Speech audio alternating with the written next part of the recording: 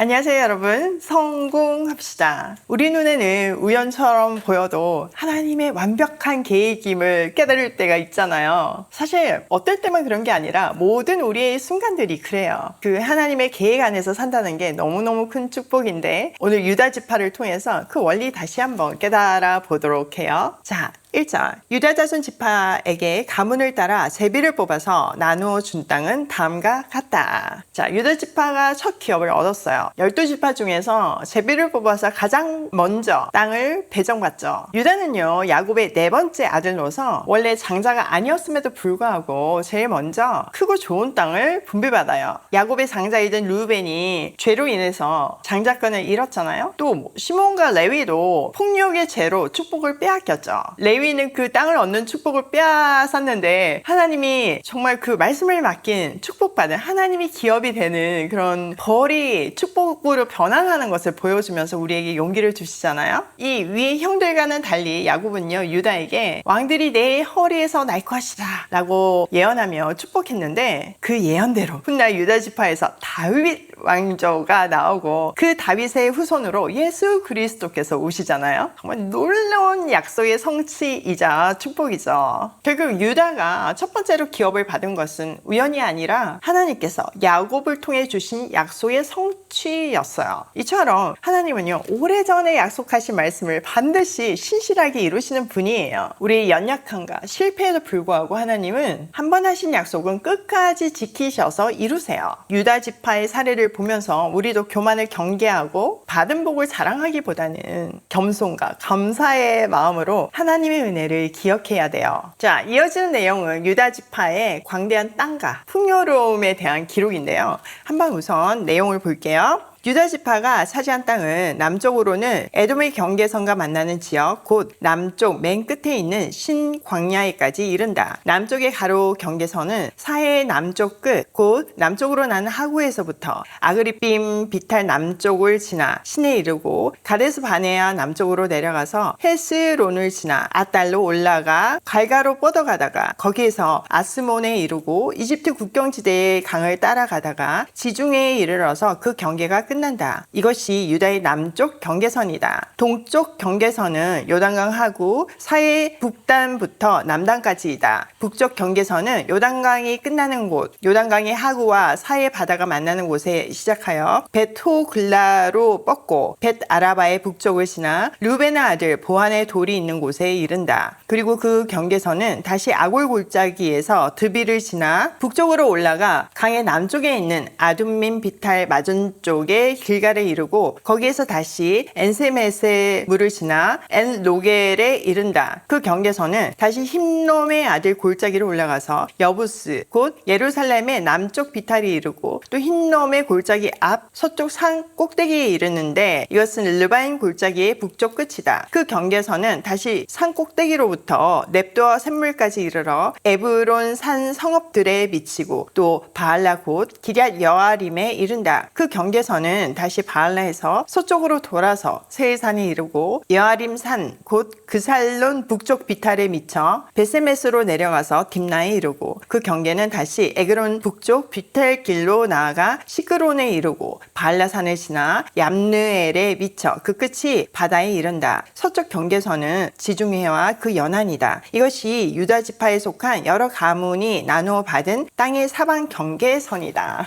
와우, 길죠? 이 내용을 딱 한눈에 볼 수 있는 게 지도예요. 지도 보이시죠? 이 그린색이, 아래쪽에 그린색이 유다 지파의 영토예요. 이 유다 지파가 받은 땅은요, 가나안 남부에서부터 중앙까지 이르는 가장 넓고 비옥한 지역이었어요. 지금 읽은 1절에서부터 12절까지는 그 경계가 자세히 묘사되어 있잖아요. 남쪽 경계는 신광야를 지나 에돔 땅 경계까지, 동쪽 경계는 사해를 따라서 북쪽으로 올라가고, 북쪽 경계는 여리고 부근의 요단 계곡에서 서쪽으로 지중해 연안까지 그어졌어요. 그리고 서쪽 경계는 지중해 해안선이었죠. 한마디로 남쪽 강야에서부터 산지와 평야를 거쳐서 바다 해변에 이르기까지 다양한 지형을 포괄하는 굉장히 광대한 땅이 유다에게 주어졌어요. 이 지역의 토양은요, 기름지고 산물도 풍부했어요. 특별히 중앙 산악지대는 포도 재배와 목축에 좋은 지형이어서 포도주와 올리브 오일 같은 풍성한 소산이 나는 곳이었죠. 야곱이 유다를 축복하면서 포도나무에 나귀를 매며 옷을 포도주에 빨 것이다 라고 예언했거든요. 근데 그대로 성취된 거예요. 이렇게 유다 지파는 그 야곱의 예언대로 기름진 포도밭과 풍부한 목초지를 소유하게 되었죠. 하나님께서 약속하신 대로 가장 좋은 것들을 아낌없이 허락하신 거예요.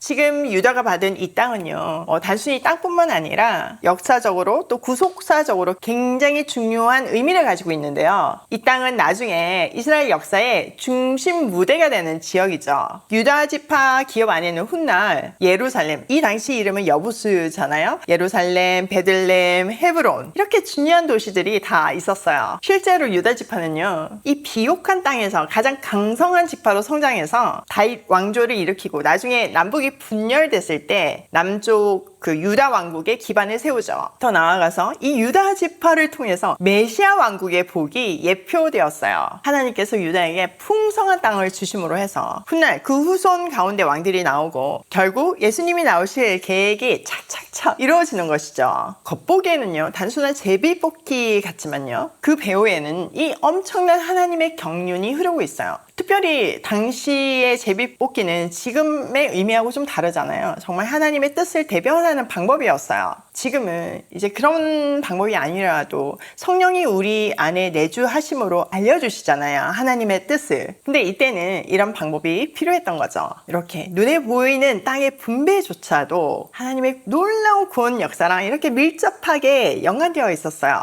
이 사실은 오늘날 우리의 삶에도 굉장히 중요한 교훈을 줘요. 때로는 우리 삶의 여러 일들이 우연처럼 보이죠. 그런데 믿음의 눈으로 보면요, 그 모든 것들이 하나님의 그 선하시고 완벽한 계획 속에서 협력해서 선을 이루고 있는 과정이에요. 그러므로 내게 지금 일어나고 있는 일들을 함부로 속단하거나 불평하지 말고 역사와 약속을 주관하시는 하나님을 신뢰하며 나에게 주어진 이 일상들을 충성되게 성실하게 살아내야 돼요. 이 본문하고 딱 떨어지는 정말 우연을 가장한 하나님의 계획을 하나 소개하면, 지난 토요일 우리 오일 패밀리 데이가 서울에 있었잖아요. 근데 이렇게 삼촌분들이 좀 오셨어요. 근데 한 삼촌이 눈에 굉장히 띄는 거예요, 제 눈에. 그래서 이제 나눔을 시작할 때 제가 그 삼촌부터 시켰거든요. 근데 그분이 이모집 가까이 사시더라고요. 우리 조카들에게 삼촌들이 모델이 돼주는 거가 굉장히 중요하거든요. 그래서 제가 혹시 바베큐 할 수 있냐고 그랬더니 고기를 잘 굽는다는 거예요. 그래서 바베큐 삼촌으로 임명이 됐어요, 그 자리에서. 그리고 항상 이게 내친 김에 일을 실행해야 되잖아요. 그날 저녁에 바베큐 하는 날이니까 바베큐를 하고 가라고 했어요. 그 삼촌이 열심히 바베큐를 했는데 진짜 고기를 잘 구우시더라고요. 그렇게 이제 끝이 나고 한숨 돌리고 앉아 계신데 조카들하고 연결을 하려니까 이분이 뭐 하시는 분인지 제가 알아야 되잖아요. 그래서 무슨 일을 하세요? 그랬더니 영상을 찍는 분이시라는 거예요. 그것도 명품 광고 이런 거 있잖아요. 전광판에 나오는 그런 광고, 또 뭐 어떤 방송 채널에 PD셨대요. 와, 그 순간 오일 패밀리 TV가 딱 떠오르는 거예요. 우리가 믿음으로 시작했는데 너무 부족하죠. 우리 새로님이 너무 열심히 하고 계시지만 지금 초보잖아요. 근데 전문가의 손길이 필요했고 하나님은 그걸 완벽하게 계획하셨던 거죠. 그래서 우리 스케일이 아니라 정말 하나님 스케일로 이 오일 패밀리가 기록을 남기고 선한 영향력을 펼쳐가면서 많은 분들이 이 놀라운 기적에 동참하기를 하나님이 원하셨던 것 같아요. 그 우연을 가장한 하나님의 완벽한 계획에 그 삼촌은 지금 오자마자 고프로 카메라 하나 기증하시고요. 이제 열심히 도와주고 계세요. 너무 놀랍지 않나요? 여러분에게 일어나는 모든 일은요, 우연이 아니에요. 완벽한 하나님 계획 안에서 이루어지는 일이에요. 그게 우리의 상상과 기대와 다르다 할지라도요, 우리 스케일이 아니라 우리 인생을 하나님 스케일로 만들어 가시는 완벽한 하나님의 계획임을 잊지 말고 그 과정에서 많이 배우셔야 돼요. 눈을 열고 내 스케일에 머무는 것이 아니라 하나님 스케일로 내 눈을 확장시키고 그 놀라운 큰 그림을 볼 줄 알아야지만 우리 인생을 제대로 쓰임받을 수 있어요. 꼭 기억하세요. 자, 오늘 내용을 우리 삶에 한번 적용을 해보면 첫 번째, 하나님의 약속은 오래 걸려도 반드시 성취된다. 여러분, 우리 북한 가야 되잖아요. 북한의 고아들을 살리는 오이 패밀리가 돼야 되잖아요. 계속 얘기해주세요. 니네 반드시 그날이 올 것이다. 우리 대에 안 이루어진다 해도 대를 이어서 반드시 하실 하나님의 약속을 붙들고 우리는 우리에게 주어진 구간을 충실되게 열심히 완주해야 돼요. 두 번째, 하나님은 각자의 분깃을 가장 적절하게 선하게 나누신다. 12지파의 분깃이 다 다르잖아요. 우리에 대한 분깃도 다 달라요. 전능하신 하나님이 완벽하게 그 분깃을 주신 거거든요. 그렇기 때문에 우리는 내게 주신 자리와 분깃을 원망하지 말고 하나님의 주권과 선하심을 신뢰하면서 그 자리에서 충성해야 돼요.